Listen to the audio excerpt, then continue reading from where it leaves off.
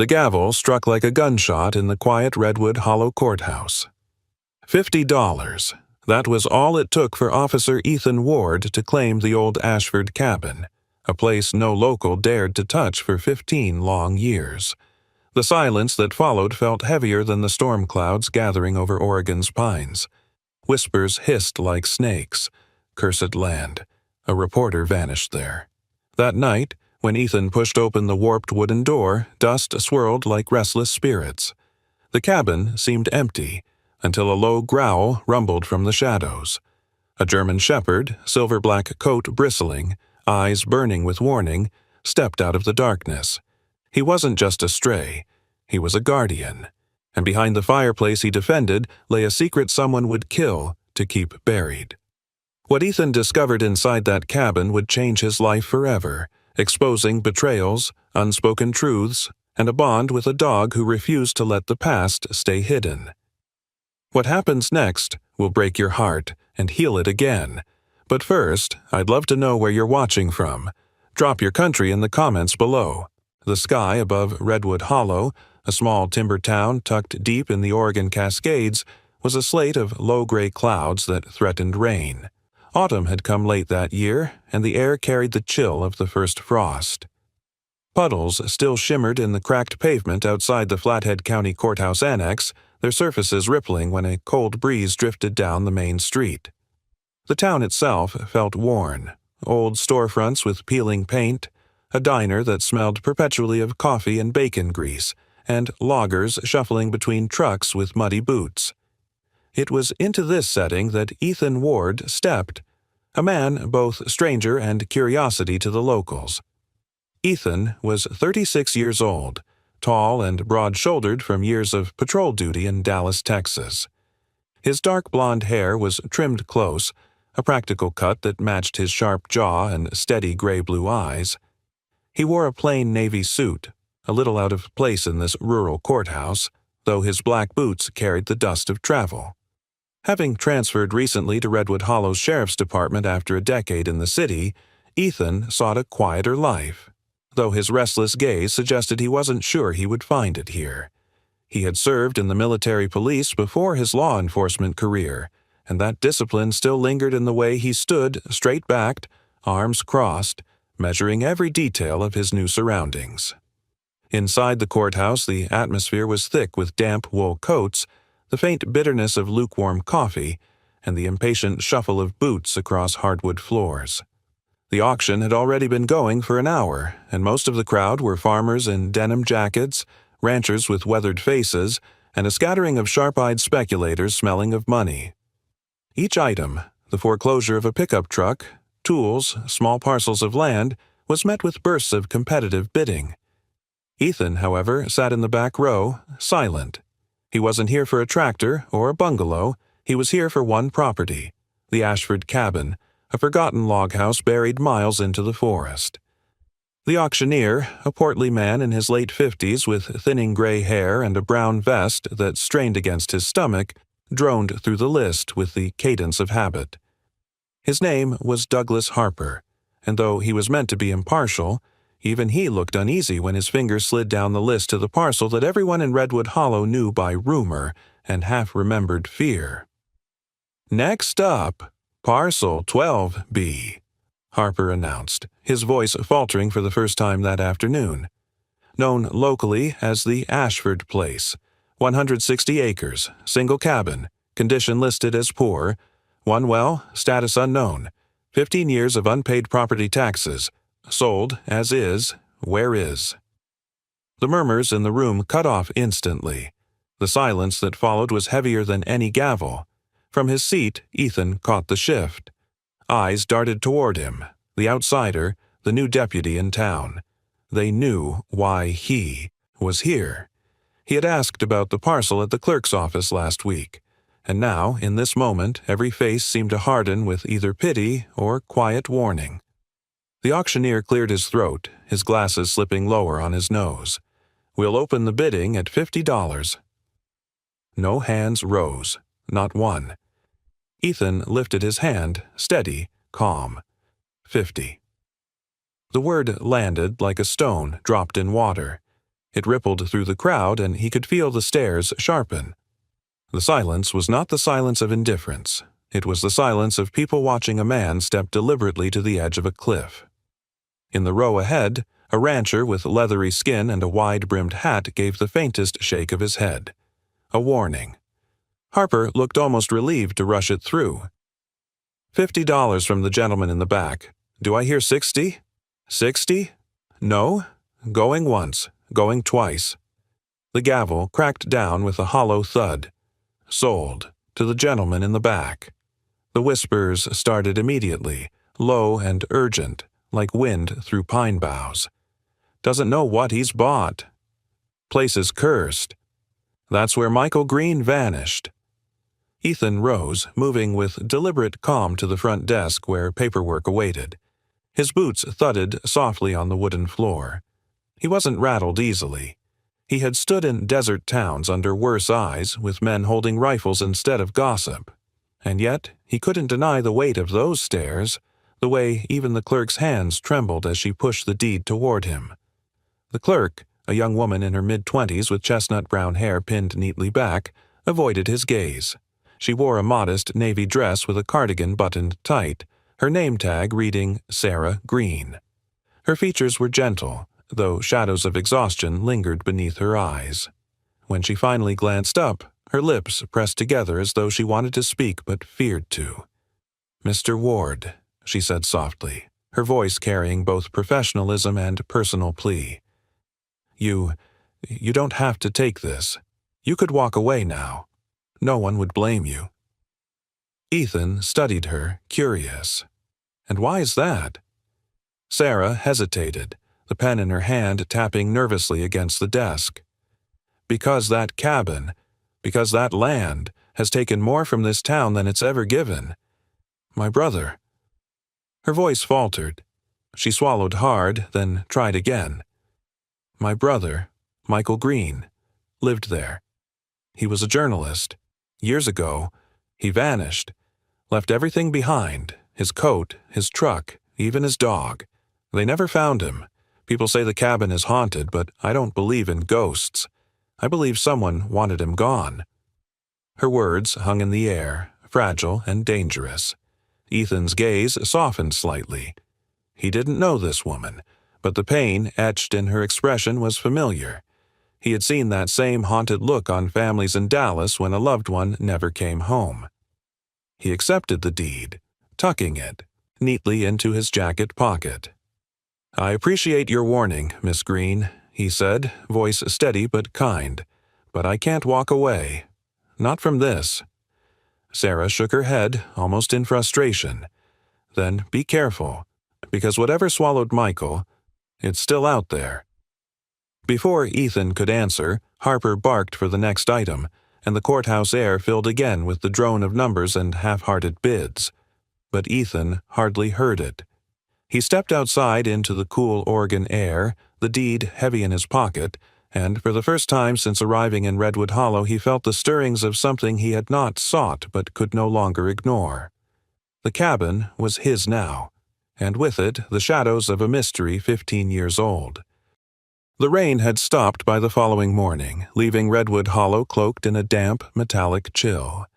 The clouds still pressed low, streaked with pale silver as the weak autumn sun tried and failed to pierce through.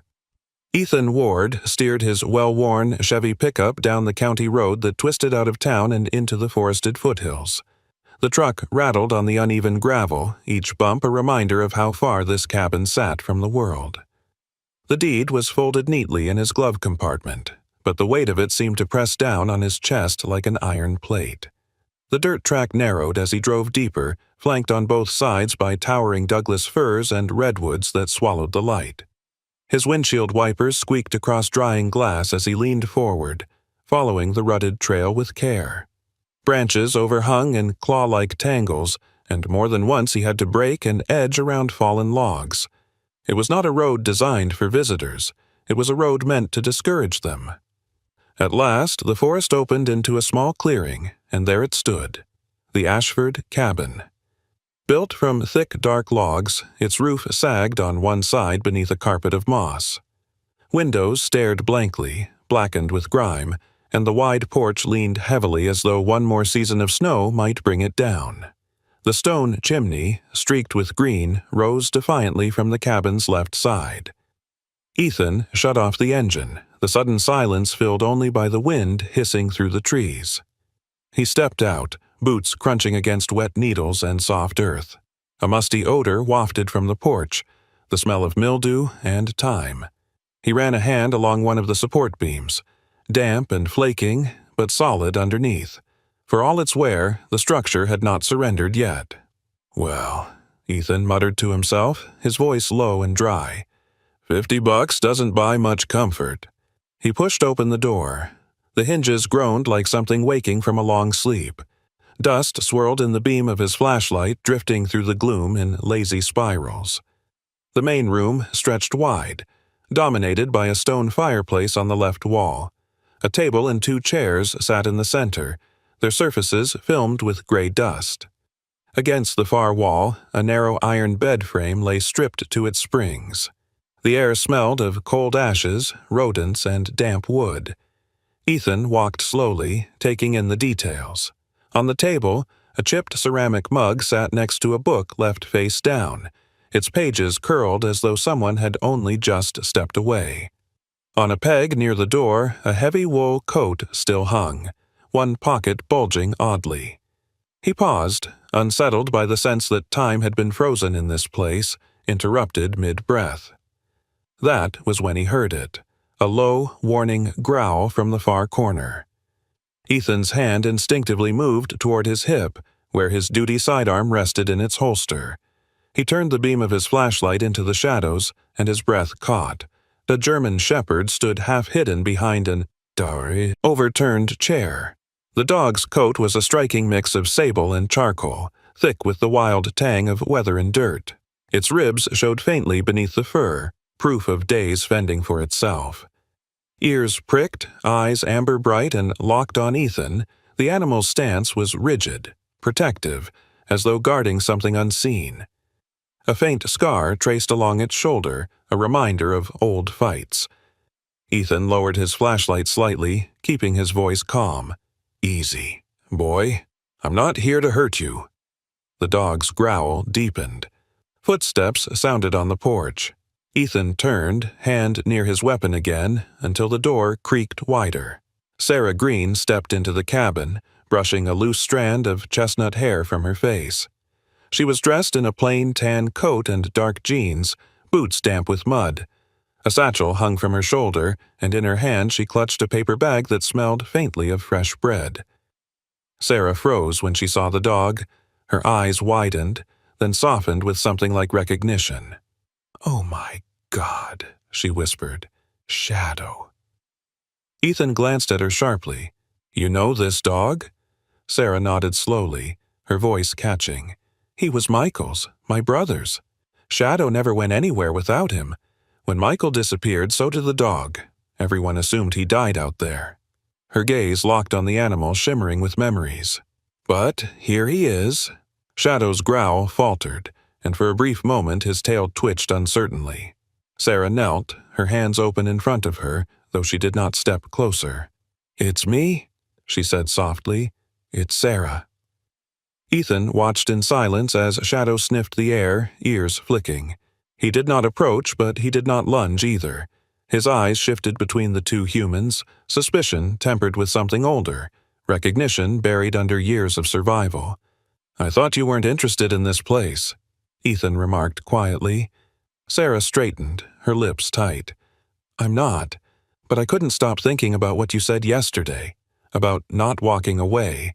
I brought you some food. You don't know what you've stepped into." Her eyes darted back to the dog. "And now, seeing him here, it means Michael was here right up until the end." Ethan exhaled slowly, scanning the cabin once more. The presence of Shadow changed everything. A stray might wander, but this dog was rooted to this place, standing guard over more than just abandoned furniture. Sarah set the paper bag on the table and crossed her arms, watching Ethan with a mix of frustration and something softer. "You don't have to prove anything to these people. They'll let you walk into the fire if it means keeping their secrets safe." Ethan adjusted his stance, his eyes still on Shadow. I didn't come here to prove anything. I came because this town is hiding something, and now I've got a partner who seems to know more than either of us. Shadow barked. Once, sharp and startling in the silence, then sat down, muscles still coiled but no longer snarling. Sarah's face paled slightly. That's exactly what Michael used to say, that Shadow had instincts no one could explain. If he stayed here, it's because there's something worth guarding. Ethan nodded, his jaw set. Then we'll find out what it is. The cabin's gloom thickened as the wind outside rose, whistling through cracks in the walls. Sarah shivered and pulled her coat tighter. Ethan placed a hand against the cold stone of the fireplace, feeling the faintest draft through unseen gaps. Behind him, Shadow's amber eyes glowed like embers in the dark. Whatever secret the dog was guarding, Ethan knew now. It was bound to the cabin, and stepping across that threshold had tied him to it as well. The following afternoon, the skies above Redwood Hollow were still heavy with the weight of unsettled clouds. A light drizzle misted the air, clinging to Ethan Ward's jacket as he walked down Main Street toward the town's only tavern. He had decided to take a break from the cabin, its dust and shadows still thick in his mind, and buy a few supplies. The thought of a warm drink and the hum of human voices felt like a temporary reprieve from the silence of the forest. Shadow had stayed behind, resting on the porch of the cabin, ears always tuned to the unseen. The tavern sat at the corner of Main and Birch, its sign, a painted bear faded nearly to a blur, creaking in the damp wind. The wooden building leaned slightly, but light glowed from its windows, and the muffled sound of conversation carried out into the street. Ethan pushed through the door and was greeted with the mingled scents of fried potatoes, wood smoke, and stale beer. Behind the counter stood a man in his mid-60s with a strong build that had softened into bulk over time. Rick Dawson, the owner, wore a red plaid shirt rolled up at the sleeves, revealing forearms still corded with muscle despite age. His gray hair was cut short, and his weathered face was marked by laugh lines and crow's feet that did not quite hide the weight of years. He had the presence of someone who had spent his life working with his hands. First as a logger, Ethan guessed, before taking over this place. Rick eyed Ethan curiously, wiping a glass with a rag that had long since given up on being clean. "Afternoon, stranger. Haven't seen you in here before." Ethan slid onto a stool at the bar, his posture casual but alert. "Deputy Ward. Just moved here from Texas. Figured I'd see what passes for coffee in this town." Rick's mouth tugged into a crooked grin. "We serve it thick enough to float a nail. That suit you?"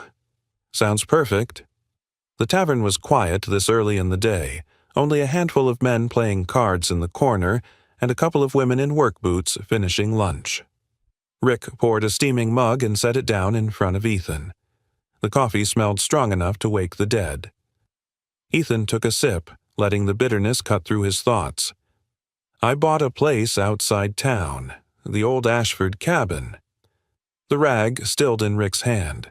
The room's faint chatter dipped lower. His eyes narrowed, the humor gone from his face. "That's a name I haven't heard in a while. You got that at auction?"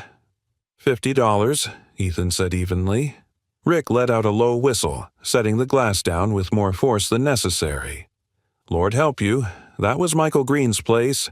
He wasn't from around here. Came from Portland, I think. A reporter, sharp as a knife. Years ago, he showed up sniffing around Redwood Timber Corp, asking too many questions about land deals, missing tax records, streams running cloudy. He stayed in that cabin. One day, he was gone. Just gone. Truck still in the yard, coat on the peg. Folks started saying the land was cursed and nobody's touched it since."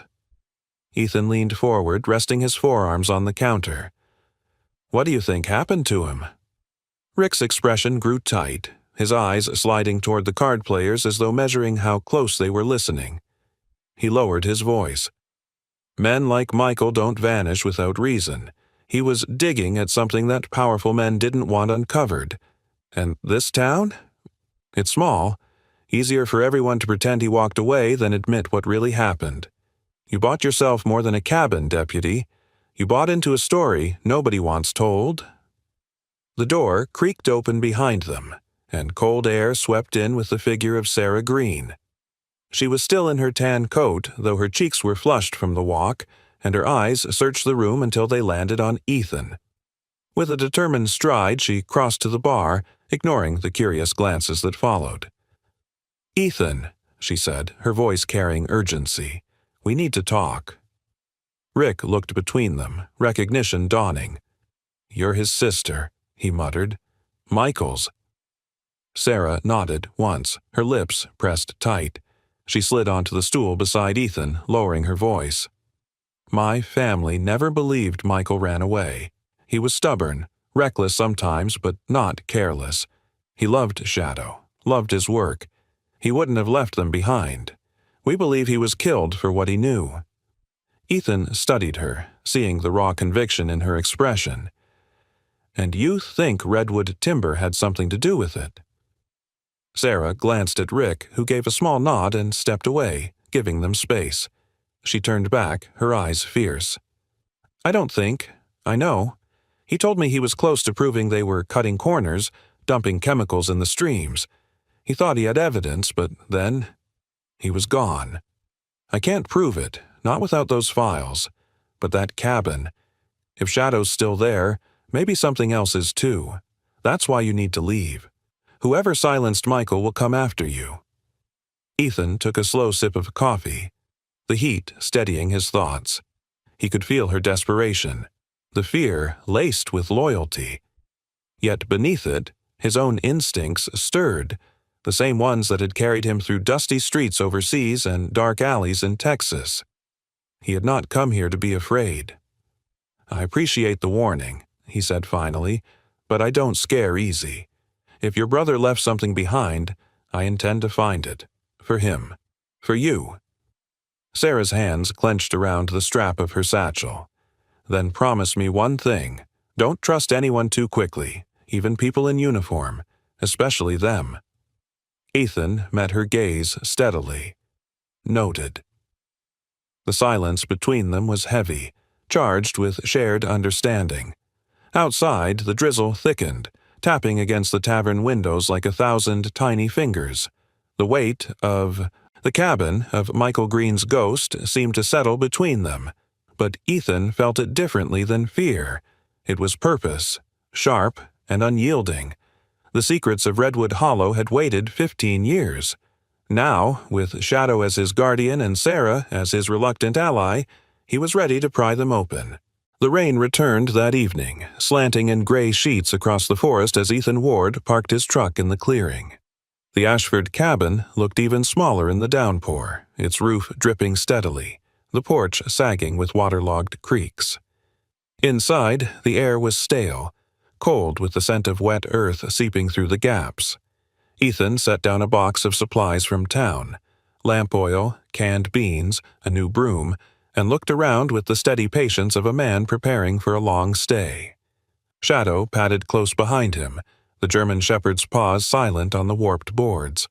The dog's ribs showed less now after Ethan had shared food with him, but his eyes still carried the sharp glint of survival. His ears pricked suddenly, and he moved toward the fireplace. A low bark rumbled from his chest. Ethan frowned, watching the animal circle the stone hearth. "What is it, boy?" he asked, voice steady but alert. Shadow pressed his nose to the timbered wall beside the fireplace, whining softly before scratching with his paw. Dust trickled down, and Ethan followed the dog's focus. He crouched, running a hand over the boards.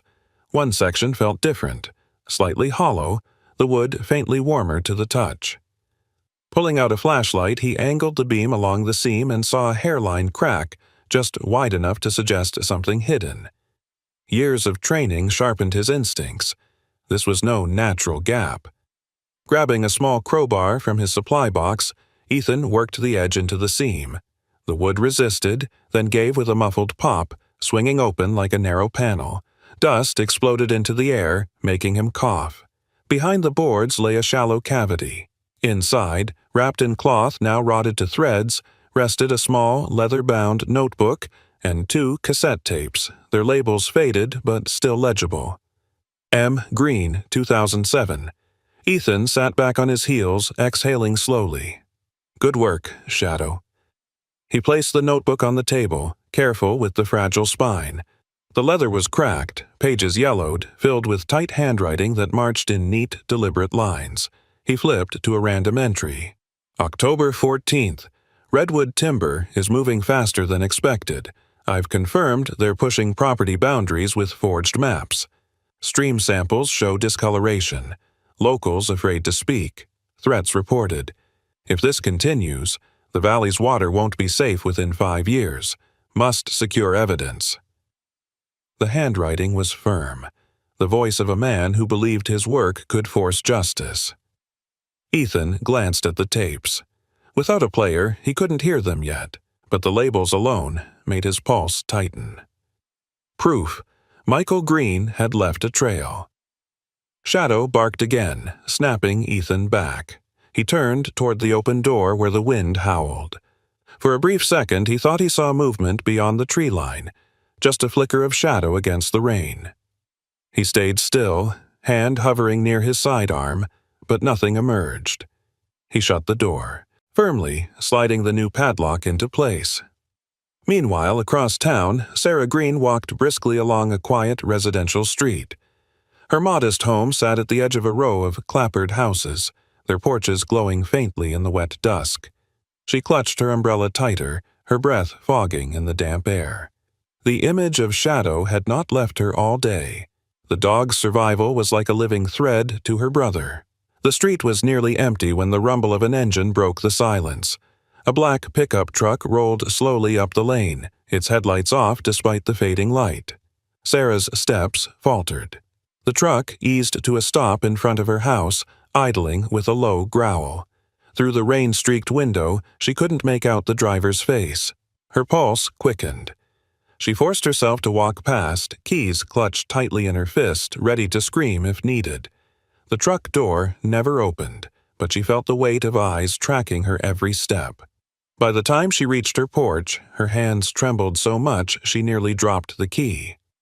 The truck lingered another moment, then rolled away silently, leaving behind only the hiss of tires on wet pavement. Sarah stood frozen, soaked with rain, staring into the darkness where it had vanished. Whoever it was, they knew where she lived. Back at the cabin, Ethan continued reading by lantern light. Shadow stretched at his feet. Each entry in the notebook deepened the web. Mentions of county officials, unusual shipments to the mill, and a recurring name. Silas Grant, CEO of Redwood Timber. The cassettes, he suspected, might hold interviews or recorded calls. If Michael had hidden them, it meant he knew they were dangerous. Ethan leaned back, rubbing his temples. Sarah had been right. This was bigger than gossip. He closed the notebook carefully, sliding it into his pack. He would need to find a tape player, maybe at the pawn shop in town. For now, the evidence was safe. Shadow shifted suddenly, lifting his head with a low growl. Ethan followed the dog's gaze toward the fireplace. The open panel gaped, dark and empty now, but it felt less like discovery and more like a warning. Outside, the storm raged harder, trees bending in the wind. Somewhere in town, Sarah lay awake, staring at her ceiling, listening for the sound of a truck engine that might return at any moment. And in the heart of the forest, Ethan sat by the flickering lantern, the notebook and tapes beside him, Shadow's steady presence anchoring the silence. The cabin was no longer just a ruin. It was a vault, and it had finally begun to give up its secrets. The storm had broken by morning, leaving the town of Redwood Hollow washed in pale sunlight that glistened off puddles along Main Street. The sharp scent of wet pine drifted on the air as Ethan Ward parked his truck in front of the red brick municipal building. The leather-bound notebook and cassette tapes rested in his satchel, their weight pulling at his thoughts. He had spent the night replaying Michael Green's words in his head, feeling the pull of a truth that had been buried too long. The town hall was a modest two-story structure built in the 1930s, its white trim now chipped and fading. Inside, the hall smelled faintly of waxed wood and old paper. At the far end of the corridor, behind heavy oak doors, was the office of Mayor George Whitaker. Whitaker was a man in his late 50s, broad-shouldered but going soft with the years.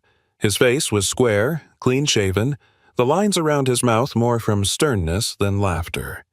He wore a dark gray suit tailored to suggest authority, paired with a maroon tie that gleamed under the office lights. A gold wedding band clung to his thick hand, though the framed photo on his desk showed a wife and children who seemed more like props than presents. Whitaker had grown up in Redwood Hollow, the son of a logger, and worked his way through state politics before returning home. Now, he carried himself like someone who believed the town existed because he allowed it.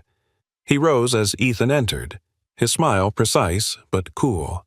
"Deputy Ward, welcome. I heard you've been reacquainting yourself with some of our less desirable properties." Ethan remained standing, his satchel still slung across his shoulder. "I came across something in the Ashford cabin. Belonged to Michael Green. Thought it might be worth your time." Whitaker's smile didn't shift, though his eyes hardened faintly. He gestured to the chair opposite his desk. "Have a seat. Let's hear it." Ethan set the notebook on the desk but didn't let go. Green was keeping records. Notes about redwood timber forging land maps, contaminating streams. He recorded tapes. Seems he thought someone in this town was helping them. Whitaker leaned back in his chair, steepling his fingers. His laugh was low, without mirth. "You've been here, 2 weeks? And already you're dusting off ghost stories. Deputy, Michael Green was a drifter, an outsider who came chasing conspiracies and left behind nothing but trouble. We've moved on." Ethan's jaw tightened. "Moved on or covered up?" The mayor's smile widened, sharp as glass. "Don't dig in places that don't concern you, Ward. This town survives because we keep our heads down. Redwood timber keeps the mills running, keeps food on tables. You go stirring old ashes, you'll burn yourself, and maybe others too." Ethan studied the man, weighing his words. The polished veneer, the controlled tone, all of it reeked of someone too comfortable, with secrets. He rose without another word, sliding the notebook back into his satchel. The mayor's eyes followed him to the door, and just before Ethan stepped out, Whitaker added in a voice like cold steel, "Some things are better left buried." The words clung to Ethan as he left the building. They weren't advice, they were warning. Meanwhile, across town, Sarah Green returned from the grocery store to find a plain white envelope wedged in her mailbox. No stamp, no address, just her name, scrawled in blocky letters. Unease prickled down her spine as she carried it inside. At her kitchen table, she tore it open with shaking hands. Inside was a single sheet of paper, the message typed in stark black ink. "Don't let the new deputy dig into your brother. If you care about your family, stay quiet." Her throat tightened. She looked around her small kitchen as though someone might be watching through the windows. For years, she had endured whispers, pity, and silence about Michael's disappearance. But this was different. This was a threat. She folded the paper, tucking it beneath a stack of old bills. For the first time in a long while, her fear sharpened into resolve.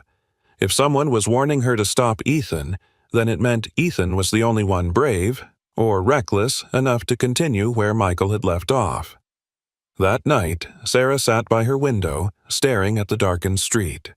The echo of the black pickup truck that had lingered days earlier still haunted her. Now the letter joined that unease, knitting into a certainty. Whoever had silenced her brother was still out there, and now they were watching her too. The rain came in sheets, hammering down on the old cabin roof with relentless force. Lightning split the sky above Redwood Hollow, flashing against the silhouettes of towering firs, and thunder followed close behind, shaking the valley like cannon fire. Inside, Ethan Ward sat at the rough-hewn wooden table, a lantern casting a weak golden glow across his face. Shadow lay by the door, his chest rising and falling in light sleep, but his ears twitched with every crack of thunder. A sudden scrape broke through the storm. Shadow shot upright, muscles taut, his amber eyes fixed on the front door. Ethan stilled, already reaching for his revolver. The sound came again, metal against wood, deliberate, a crowbar working the lock. The door splintered open with a sharp crack. Wind and rain burst inside, followed by a masked man in a soaked jacket, shoulders broad and movements calculated. He stepped inside like he belonged, water dripping from his gloves, a knife glinting at his hip. Shadow's growl thundered before Ethan could speak. The shepherd launched like a storm-tossed spear, teeth bared. He slammed into the intruder's arm, jaws clamping down hard.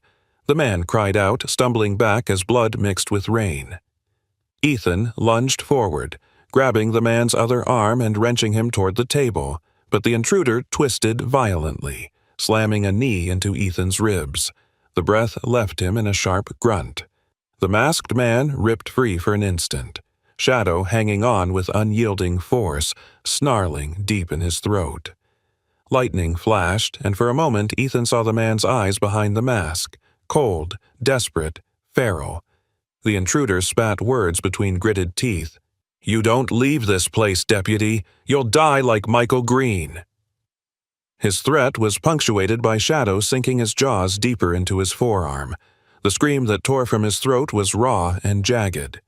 In a surge of strength fueled by panic, the man smashed his shoulder against the wall, breaking Shadow's hold for just a breath. With his free hand, he shoved Ethan hard across the table, knocking over the lantern. The flame sputtered, throwing wild shadows. Shadow lunged again, claws raking down the man's jacket, tearing fabric and skin beneath. Blood splattered across the floorboards, mixing with storm water pouring in. But adrenaline drove the intruder. He shoved an elbow into Shadow's muzzle, stunning the dog just long enough to wrench himself free. Ethan raised his revolver, but the masked figure dove for the door, staggering into the rain-soaked night. Shadow chased him to the porch, barking furiously, but the man vanished into the storm, leaving only a dark trail of blood along the mud. For a long moment, the storm's howl filled the cabin. Ethan stood hunched, chest heaving, ribs aching from the blow, revolver still raised. Shadow returned to his side, muzzle flecked with blood, tail stiff, eyes blazing. Then, through the roar of rain, came the high whine of a car engine. Headlights cut through the downpour, swinging wildly before stopping outside. A door slammed, and footsteps pounded toward the cabin. Sarah Green burst through the shattered doorway, her coat plastered to her body, strands of soaked hair clinging to her pale face. Her eyes widened at the scene. The broken door, overturned lantern, blood smeared across the floorboards. Ethan, bruised and standing with revolver in hand, Shadow's chest heaving as he growled at the empty storm. "Ethan!" Her voice cracked, carrying both fear and relief. She stumbled forward, nearly slipping on the wet boards. "Are you hurt? What happened?" Ethan lowered the revolver, his storm-gray eyes still sharp but softening as he looked at her. "I'm fine. He got away." Sarah froze. "He? Someone was here?" Shadow padded toward her then, his fur wet and spattered with blood.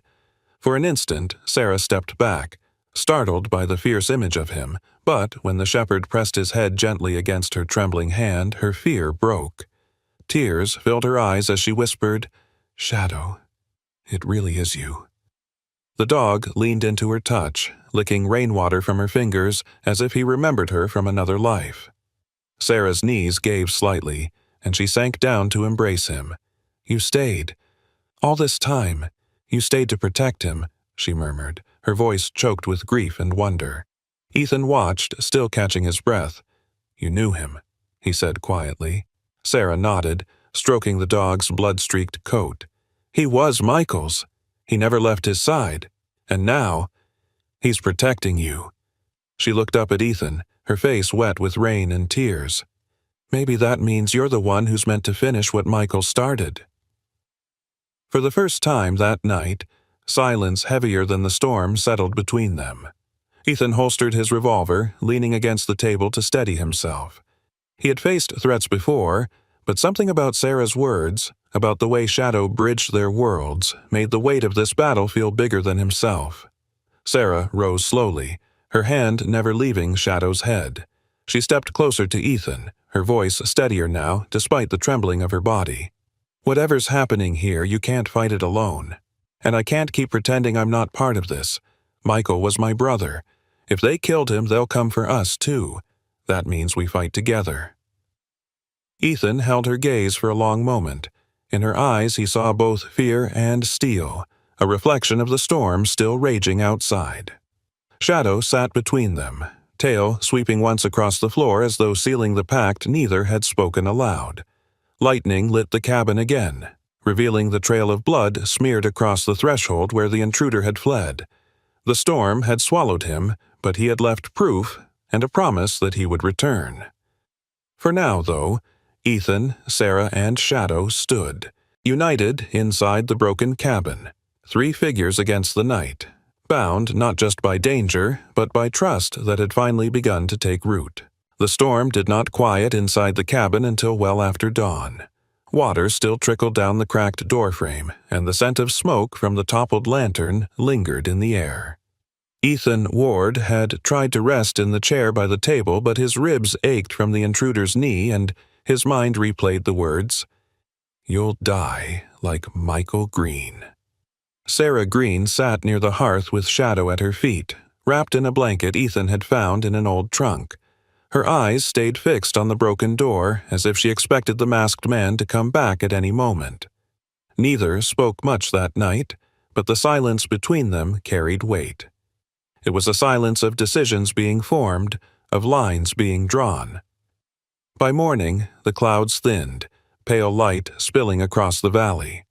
The storm had left its scars: mud rivulets, fallen branches, and, most haunting of all, the smear of blood across the porch from where the intruder had fled. Ethan had seen plenty of trails in his life, but this one was not the kind you followed. This was a warning left behind. Shadow seemed restless, pacing the cabin more than usual. Every so often his paws scratched at the far corner near the fireplace. At first, Ethan thought it was nerves, the aftershock of the fight. But when the dog returned again and again, pawing, growling low, Ethan finally paid closer attention. Sarah frowned, drawing her coat tighter.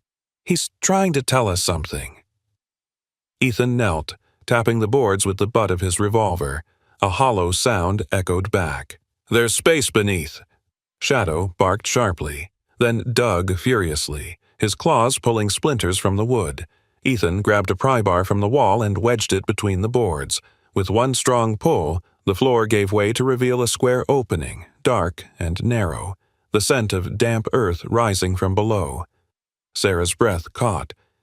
Michael used to do this, hiding things where no one would think to look.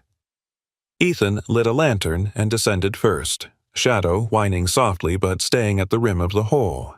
The earthen cellar was cramped, barely tall enough to stand in, but the shelves carved into its walls were lined with boxes wrapped in oilskin, glass jars sealed with wax, and stacks of old papers bound by twine. In the center lay a large map pinned beneath a stone. Sarah followed cautiously, lantern light catching the strain on her face. She pulled back the twine from one bundle, fingers trembling. Inside were typed reports, each page marked with dates and state laboratory seals. She skimmed, her voice tight. Water testing, arsenic, lead, mercury, levels far above safe. Michael must have collected these. Ethan picked up one of the jars, murky water sloshing inside, labeled with neat handwriting. Clear Creek, June 14th. Others bore different names, each tied to streams that fed into the Redwood Hollow Reservoir. He set the jar down carefully, his jaw hard. This isn't just negligence. Redwood timber is dumping waste into the watershed. Sarah unfolded the map, spread it on a crate. Red circles marked tributaries and wells, lines drawn to the reservoir. Notes in Michael's handwriting filled the margins. Illegal logging sites, runoff, toxic levels. Ethan crouched beside her, tracing the marks with a calloused finger. He was building a case. This was going to bring them down. Sarah's eyes glistened, not from the lantern but from memories rising like ghosts. I tried to help him. Years ago, I filed complaints with the county, with the state water board, They sent inspectors, but nothing ever changed. I thought maybe I was just being dismissed. Michael told me to stop before I drew too much attention." Her voice cracked, but she forced herself steady, and then he vanished. Ethan looked at her, seeing not only grief, but guilt. "You weren't wrong. They ignored you because someone paid them to." He set the lantern down, his storm-gray eyes fierce. "But now we have evidence that's impossible to bury." Above them, Shadow barked once, urgent, then quieted. Ethan and Sarah exchanged glances, but neither climbed out. Instead, Sarah pressed her palm against the map as though grounding herself. "All these years, I thought maybe Michael made a mistake. Maybe I pushed him too far, but now I know he was right, and if they killed him for it, then we can't let it be for nothing." Ethan's voice was calm, but resolute. "Then we do this together. We'll get these reports to someone outside Redwood Hollow, someone they can't buy." Sarah exhaled, the decision settling on her shoulders like armor. "I'll stand with you. I won't stay silent anymore." When they climbed back into the cabin, Shadow greeted them with a wag of his tail, pressing against Sarah's legs as though sealing her vow. Ethan placed the notebook, reports, and jars into a satchel, keeping them close. He glanced once more at the smear of blood on the porch, then closed the broken door with his hand braced against it. The enemy had fled into the storm, but the truth had risen from beneath their feet, undeniable and damning. The morning after their discovery in the cellar was raw with unease. The storm had passed, leaving the Oregon air sharp and clean, but nothing about Redwood Hollow felt safe. Ethan Ward stood on the porch of the cabin, his ribs still aching from the intruder's blows, and studied the smear of dried blood where the masked man had fled. The forest seemed too still, as if it knew the hunters had not gone far. Shadow paced the clearing, nose low to the ground, tail stiff, every sense alert. Sarah Green emerged from the cabin, her hair pulled back damply, wearing a borrowed flannel shirt that had belonged to her brother Michael. The shirt hung loose on her, sleeves rolled, but it was more than clothing. It was armor. She folded her arms and looked at Ethan. "They'll be back, won't they?" Ethan's storm-gray eyes shifted to the tree line. "They didn't fail last night. They retreated. There's a difference." By midday, his instincts proved right. A black SUV rolled down the gravel road and slowed just outside the clearing. Its windows were tinted, the chrome grille polished, the kind of vehicle that didn't belong in a backwoods valley. The engine idled for a full minute before reversing back into the trees.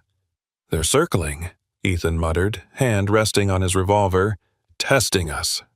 Sarah's fingers tightened around the strap of her bag. "Then we need to move faster." Inside the cabin, Ethan spread the files and maps across the table once more. He retrieved a small prepaid phone and dialed. On the other end, a gravelly voice answered, "Special Agent Daniel Harris, a man in his early 40s whom Ethan had once worked alongside in Texas." Harris had a lean face, sharp eyes, and a reputation for cutting through red tape in the ways that made enemies even among his own colleagues. "Harris, it's Ward. I've got evidence, lab reports, maps, samples that Redwood Timber Corp is poisoning the water, and people are dead because of it." Ethan kept his voice low, eyes flicking to Sarah. "I'm sending you copies. Keep it quiet until you're sure who you can trust." Harris's voice rumbled back, cautious but steady. "Send them. But Ward, if this is what you say it is, you've already got a target on your back. Don't expect the locals to protect you." "I'm not counting on them," Ethan said before ending the call. He fed photocopied documents into an old fax machine Michael had kept in the cabin. Miraculously, it still worked, whirring as page after page transmitted into the ether, carrying Michael's legacy beyond the valley. Shadow barked suddenly, ears pricking toward the window. Ethan grabbed his rifle and moved to the door. The SUV had returned, closer this time. Its rear door opened, but no one stepped out. The silence gnawed at him. Then Sarah gasped. A cloth pressed over her face from behind. She thrashed, her voice muffled in alarm. Ethan spun, but the back door of the Pashte Cabin slammed open at the same moment, another figure disappearing into the storm with her struggling in his arms. "Sarah!" Ethan's shout tore through the room. Shadow's roar followed, deep and furious. The dog lunged outside first, nose to the ground, cutting through the chaos of footprints and mud. Ethan bolted after him, rifle in hand, lungs burning as he pushed through rain-slick brush. The trail led toward the logging road where the SUV waited like a black beast crouched in the trees. Shadow sprinted ahead, following the scent. Sarah, inside the vehicle, fought against her captors. One was broad-shouldered, in his 30s with dark hair plastered to his forehead and a jaw set like stone. His flannel jacket smelled of smoke and oil. The other was younger, late 20s, his shaved head scarred along the temple. He kept glancing nervously out the window. "She's bait, nothing more," the older one growled. Sarah's wrists burned against the zip ties, her heart hammering. She forced herself to focus, not on the fear, but on Shadow. She had seen him lock onto her scarf once before. With her hands trembling, she pulled loose a silver hairpin from her bun and dropped it by her side. The small clink against the floorboard was lost under the rumble of the engine, but she knew Ethan's dog would find it. Outside, Shadow's ears flicked. He slowed, sniffed, then darted toward the roadside ditch where the pin lay glinting faintly. Ethan caught up, crouched, saw it, and felt his chest tighten. "She's leading us." The SUV had parked ahead, its engine still running. One man stood outside, rifle slung carelessly, but his posture betrayed nerves. Ethan circled wide, crouching through ferns, rifle steady. Shadow crept beside him, a predator waiting for the signal. Ethan whispered, "Go." Shadow exploded forward, his bark splitting the quiet. The guard spun too late. Shadow barreled into him, clamping teeth into his arm, dragging him to the mud. The man screamed, rifle tumbling into the grass. Ethan stormed from the brush, rifle raised toward the vehicle. "Out! Now!" The shaved-headed man cursed, yanking open the door, dragging Sarah with him as a shield. Her eyes met Ethan's, wide but steady. He could see the cut across her temple where they'd struck her. Ethan's voice dropped low, dangerous. "Let her go, or you won't walk away." Shadow growled, his teeth still sunk into the first man's arm, eyes blazing toward the second. The younger thug's resolve broke. He shoved Sarah forward and stumbled back into the SUV. The older one, still pinned by Shadow, clutched his bleeding arm as Ethan stepped closer, rifle steady. "You tell your boss," Ethan said coldly, "that this fight isn't over, and next time, I won't miss." He whistled sharply. Shadow released the man, who scrambled to the vehicle. Tires spun, gravel sprayed, and the SUV roared away into the trees, leaving Sarah gasping in the clearing. Ethan caught her as she stumbled. "You all right?" She nodded shakily, her hands still trembling. "If it weren't for Shadow, I don't want to think about it." The shepherd pressed against her, tail thumping once as if to reassure her that she had never truly been alone. Sarah buried her face against his damp fur, whispering through tears, "Thank you." Ethan's eyes softened as he watched them. The cabin, the files, the danger, all of it mattered. But in this moment, what mattered most was the bond forming between the three of them, forged in storm and fire and blood. The snow came heavy that evening, drifting down in thick curtains that blanketed Redwood Hollow in silence. By the time night fell, the world outside Ethan Ward's cabin had turned ghostly white. The forest seemed calm, almost too calm, like it was holding its breath for what would come. Inside, the small fire crackled in the hearth, warming the damp walls. Sarah Green sat at the table fidgeting with the old two-way radio Michael had left behind. Ethan leaned against the window frame, rifle across his lap, eyes scanning the tree line. Shadow lay by the door, his ears twitching with every creak of the wind. Ethan had lived through enough nights on edge to recognize when danger was drawing close. The way the forest hushed, the way even Shadow lifted his head, nose wrinkling at some scent on the wind, it was a warning. Then it came. Headlights flared briefly between the trees. A moment later, a streak of fire arced across the clearing. A bottle shattered against the porch, flames exploding in a spray of glass and liquid fire. "Molotov!" Ethan barked, lunging forward. Shadow sprang up, teeth bared, barking furiously at the window.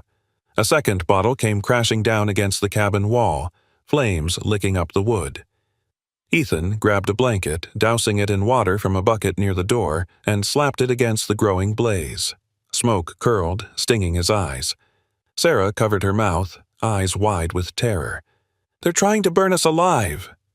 Ethan's voice was steady, though his ribs still ached. "They'll have to get closer to finish it."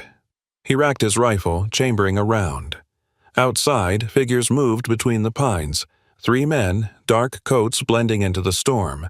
One carried a shotgun, another had more bottles tucked into his pack. The third, taller and broader than the rest, barked orders, his voice carrying over the wind. The leader was Calvin Rourke, a hired enforcer from Portland, early 40s, with a shaved head and a thick beard flecked with gray. He had the look of a man who had lived his life on the edge of violence. Tattoos snaking up his neck, steel-toed boots crunching in the snow. Redwood Timber had hired him and his crew when intimidation stopped being enough. "Light it up!" Rourke growled, his shotgun cradled with casual menace. Another bottle sailed through the air. Ethan fired, the rifle's crack echoing through the forest. The glass shattered mid-flight, raining harmless fire into the snow. Shadow barked ferociously, his body vibrating with tension. "They're going to surround us," Ethan muttered. "We can't just sit here." He swung the door open and crouched low, moving with Shadow into the snow. The shepherd surged forward, nose down, growl low and dangerous. The enforcer with the bottles froze as Shadow leapt, knocking him hard into the snowdrifts. The man's scream tore through the woods as Shadow's jaws clamped down on his arm, ripping the pack of Molotovs from his grasp. Bottles shattered in the snow, flames fizzling uselessly. Rourke cursed and fired the shotgun. The blast chewed bark off a tree, snow spraying over Ethan's shoulders as he dove behind a log. He returned fire, a bullet striking the shotgun barrel, knocking it from Rourke's hands. The third man tried to circle behind. Ethan caught him in his sights but held fire as Shadow tore away from his first target and lunged. The shepherd hit the gunman's legs, dragging him down with a snarl. Snow churned crimson as Shadow's weight pinned him, teeth bared an inch from his throat. Inside the cabin, Sarah's hands shook as she turned the radio dials. Static crackled. Then a voice came through faintly. "This is FBI Portland Field Office. Identify yourself." She swallowed her fear, pressing the transmit button. "This is Sarah Green. My brother, Michael Green, was investigating Redwood Timber before he disappeared. They've come after us. We have evidence of poisoning and corruption. Send help, please." The line hissed, then steadied. "Copy that, Ms. Green. Stay where you are. Units are en route." Tears welled in her eyes as she whispered, "They heard me. They're coming." For the first time since Michael's disappearance, she felt hope like a lantern lighting the dark. Back outside, Ethan ducked behind another tree as Rourke drew a pistol and fired wildly. Snow exploded inches from Ethan's head. Ethan steadied his breath, leaned out, and fired once more. The bullet clipped Rourke's shoulder, spinning him back. "You think this ends here, Deputy?" Rourke spat, clutching his wound. "You've no idea who you're fighting." He stumbled into the trees, dragging his injured man with him. The one Shadow had mauled was left groaning in the snow, clutching his ruined arm. Ethan lowered his rifle, chest heaving. Shadow returned to his side, muzzle flecked with blood, eyes still blazing. Ethan dropped to a knee, gripping the dog's fur. "Good boy. You saved us." Sarah rushed out, the radio still clutched in her hand. Her eyes darted to the flames smoldering at the edge of the cabin, then to the man Shadow had taken down. Relief broke across her face. "The FBI's coming. They're sending help." Ethan gave a grim nod, scanning the tree line where Rourke had vanished. "Then we hold out until they get here." The snow kept falling, covering blood, tracks, and ash alike, but the 3 of them stood together in the clearing, officer, sister, and shepherd, bound by fire, bear, storm, Dost and a truth today, and jealous to bury any longer. The first hints of morning painted the snowbound valley in pale rose and silver. The storm had passed, and with it the suffocating weight of fear that had hung over the cabin. Ethan Ward stood at the threshold of the battered home, rifle resting against the wall, Shadow at his side. The shepherd's fur shimmered faintly in the dawn light, ears alert but no longer taut with the sharp tension of battle. Behind them, Sarah Green clutched the old radio, her knuckles white, as static crackled into a calm, clipped voice. "Units approaching. Hold position." Minutes later, the stillness shattered. Helicopter blades thumped over the ridge, wind whipping the treetops. Black SUVs followed, grinding up the snow-packed trail with deliberate weight. The FBI had arrived. From the first vehicle stepped Special Agent Daniel Harris, lean and sharp-eyed, mid-40s, a man who carried the air of too many late nights and too many half-won battles. His dark suit was tucked under a heavy parka, and a pistol rode openly at his hip. He scanned the cabin quickly, his expression unreadable until his eyes found Ethan. "You weren't exaggerating," Harris said, his gravelly voice edged with something like grim respect. "Timber trucks, armed enforcers, Molotov cocktails. This town's rot runs deep." Behind him poured a squad of agents in tactical gear, fanning out with rifles ready. Shadow growled low at first, but quieted at Ethan's hand on his ruff. Sarah stepped closer to Ethan, her breath misting in the dawn air, as if needing the anchor of his presence. Within hours, the net closed. The FBI raided Redwood Hollow's town hall, storming past stunned clerks and reporters who had gathered at the sound of sirens. Market Square fell silent as George Whitaker, the portly mayor with his trademark wool coat, was led out in handcuffs. He looked 10 years older than his 63 years, his gray hair disheveled, his face sagging under the weight of shame. At the Redwood Timber offices on the edge of town, agents dragged out Silas Grant, the company's calculating director, a man in his 50s with slicked-back silver hair and tailored suits. He had built his fortune by cutting corners and cutting down forests, hiding poison behind polished smiles. Now his cuffed hands trembled as reporters shouted questions, cameras flashing. Ethan and Sarah stood in the courthouse crowd as Harris spoke to the press, flanked by evidence boxes. The words corruption, environmental crimes, and cover-up of a journalist's death echoed off the stone walls. For Sarah, each word was a blade and a balm, painful to hear, but proof that the silence had finally been broken. Later that afternoon, when the reporters left and the town began to buzz with uneasy relief, Ethan and Sarah returned to the cabin. The snow still lay heavy, the walls charred from fire, but the home stood. Shadow bounded ahead, tail wagging for the first time in days. Sarah descended once more into the earthen cellar. Her lantern's glow revealed what they had missed before, a small tin box tucked behind the crates of samples. Inside was a folded envelope, her name written in Michael's familiar hand. She opened it slowly, her breath hitching as her brother's voice returned from the grave through ink. "Sarah, if you're reading this, then I was right to fear what Redwood Timber was hiding. I wanted to tell you more, but I knew it would put you at risk. Please forgive me for leaving you with unanswered questions. You were always the brave one. Remember that. If they silence me, promise me you'll keep searching.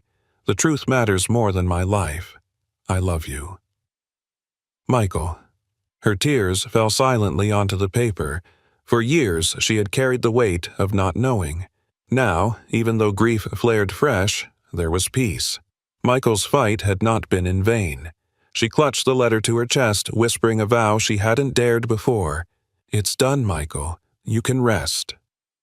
Ethan found her there, crouching by the lantern's glow. He didn't speak, only rested a hand gently on her shoulder. Shadow pressed close on her other side, his amber eyes steady, as if he too understood the weight of goodbye. In the days that followed, the cabin began to change.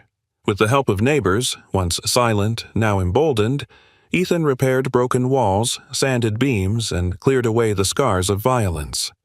Sarah painted the shutters blue, a color Michael had always said suited the forest. Shadow patrolled the clearing with pride, no longer a stray, but a guardian with a family. One morning, as the valley woke under a clear sky, Ethan, Sarah, and Shadow stood together before the cabin. The sun broke over the ridge, gilding the snow in gold. Sarah slipped her hand into Ethan's, the simple gesture carrying more than words. "Redwood Hollow has a long way to heal," Ethan said quietly.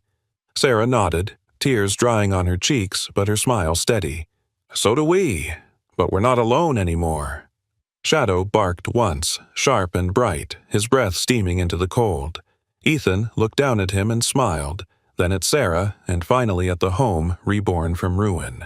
For the first time since he arrived in Oregon, Ethan Ward knew he wasn't passing through. He was staying. Together, in the dawn's light, they faced forward, not as victims of a cursed cabin, but as its keepers.